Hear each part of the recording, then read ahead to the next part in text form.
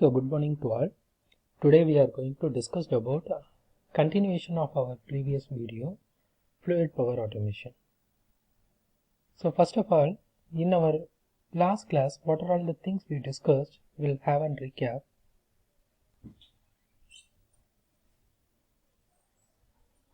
So first one, in last class we discussed about the definition for automation. So automation, why we are going for an automation? To reduce the human intervention, to increase the precision, and to make the less time productivity will be more. For that we are using automation, and some of the advantages at ease time we can able to develop a large amount of productivity, and we can increase the speed, and we can increase the efficiency of our system with higher precision. And what are all the opportunities of automation testing we discussed? Some of the automation testing, like in current generation we are discussing about hyper automation, industry 4.0 revolution, and we are discussing about the role of cloud computing over the automation by introducing the IoT platform, and we are discussing about the DevOps test and some other innovative tools like Selenium, which play a vital role in upcoming generation or upcoming era of automation. And later we come into our topic, which is an fluid power automation. So initially we are going to discuss about fluid power automation, and then we are going with an controlling, like a PLC based controlling techniques. So the fluid power automation, the broader classification is that with the help of some pressured fluids we are going to control the automation process, either semi-automated or fully automated process. For that, in our class we discussed about two fluids. One is hydraulic and another one is pneumatic, that is air and mineral oils are acting as an pressurized fluid source. And later we discussed about the components of hydraulics. Some of the broad components of hydraulics are reservoirs, pump and motors. We will have different types of valves, and we will have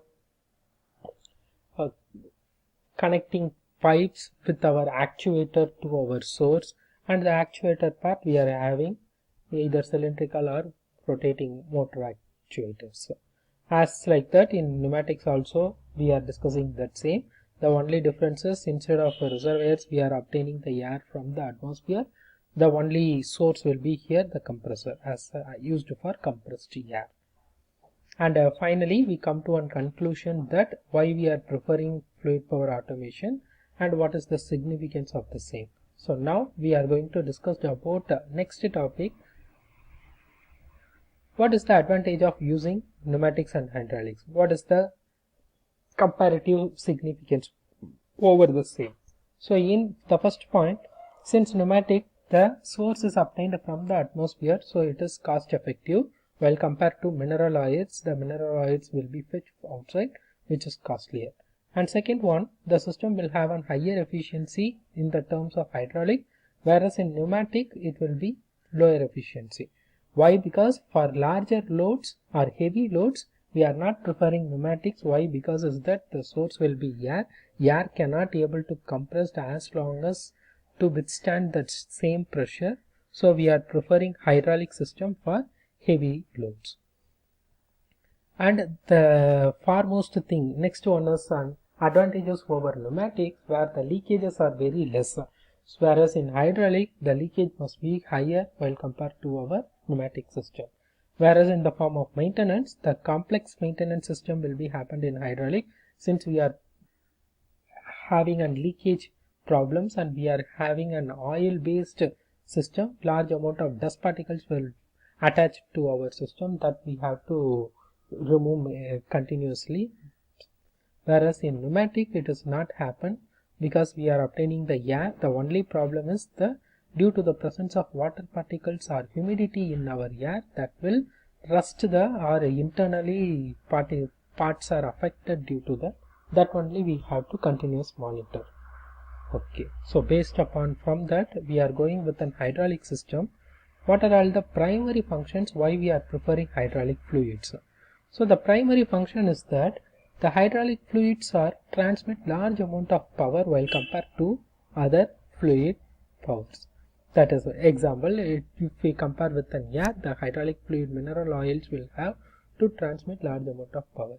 And since it is an lubrication, high lubricating nature of oil, the internal parts in our system will get lubricated easily while compared to oil. Whereas in air, you have to add some additional lubrication system by connecting the FRL circuit. And the third one, seal clearance between the mating parts are much better while compared to air. And the last one, this is an primemost one, because the efficiency of the system will depend upon the input mechanical energy along with the loss in the heat dissipation to the output.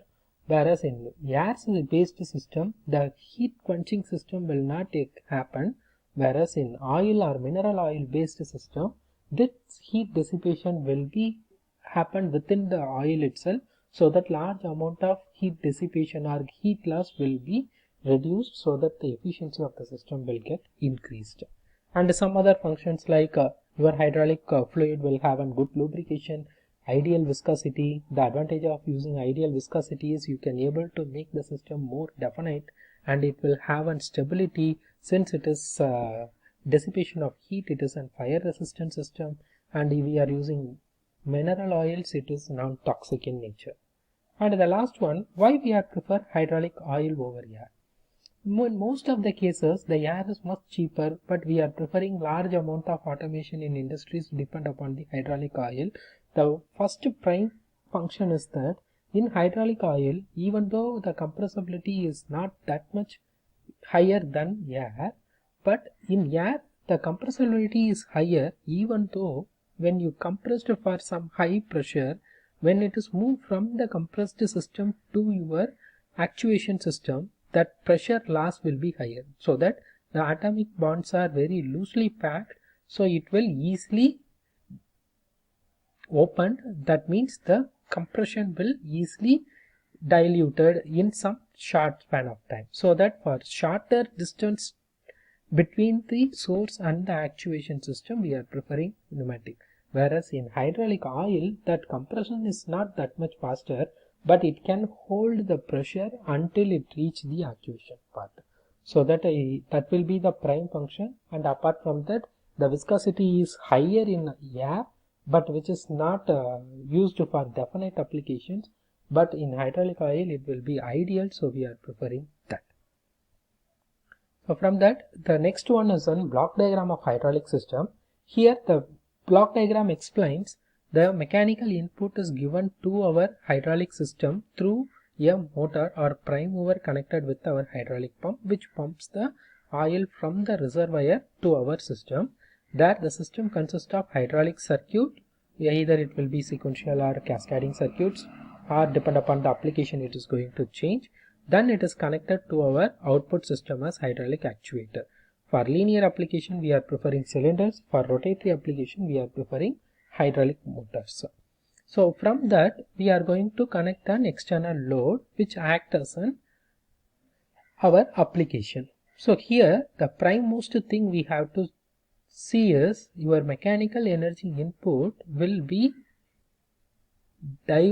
transferred to our output system at very minimal loss. Here the loss will be depend upon the heat dissipation. So from that, the output mechanical energy will be equal to input mechanical energy minus losses. The difference between the input mechanical energy and losses will be the prime factor which defines the efficiency of our system. So in hydraulic system, while compared to pneumatic, the efficiency will be higher. Why? Because the losses will be very less while compared to your pneumatic system. And when we are discussing about this mechanical, hydraulic system or pneumatic system, mostly we are talking about the pressure parameter.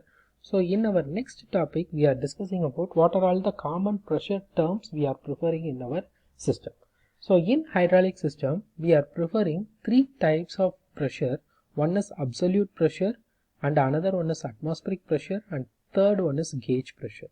The major difference in simple definition, which means that the absolute pressure where the initial point will taken, or the 0 point will be taken as the ideal 0 or absolute 0 point, which includes the complete vacuum point.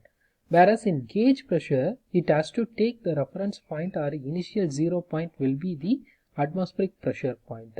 So for example, if you are considering your two-wheeler tire pressure, air is filled in your tire, and you are measuring that gauge meter for how much the air will be.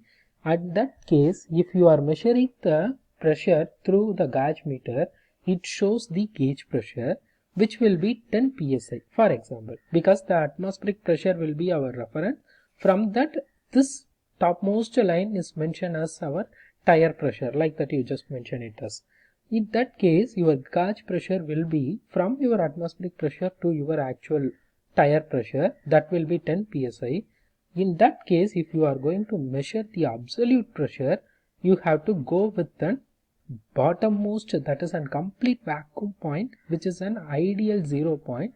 From that you have to check our actual pressure in our tire. So that will be addition of this space, that is the below level of your atmospheric pressure 14.7 psi along with our 10 psi. So the actual absolute pressure in our tire will be 24.7 psi. So this will be the major difference between absolute and gauge pressure by considering the atmospheric pressure. Simple, below sea level and above sea level will be our easy identification of absolute pressure and gauge pressure. So from that, so the next one will be valves. We know that the valves will be the heart of the system. In all the either hydraulic or the mechanical pneumatic systems, the valves will play a vital role for controlling the direction of your system, or for controlling the flow of your system, or controlling the pressure of your system. So it is similar to our heart function, where the pumping action will circulate the blood to all our internal organs through our valves. So the major valves will be focused in our heart will be superior vena cava, inferior vena cava, pulmonary artery, pulmonary veins, tricuspid, bicuspid. As like the same, in our mechanical system, the valves are classified as direction control valve, non-return valves, flow control valves, and pressure control valves. So in next class, we will discuss further about what are all the direction control valves and what are all the major classification of direction control valve and non-return valve, any special valves or flow or pressure control valve is used in our pneumatic or hydraulic system. So up to that I will wind up here, and the peer activity for this session will be connected with the next video. That link is shown in below description. Thank you.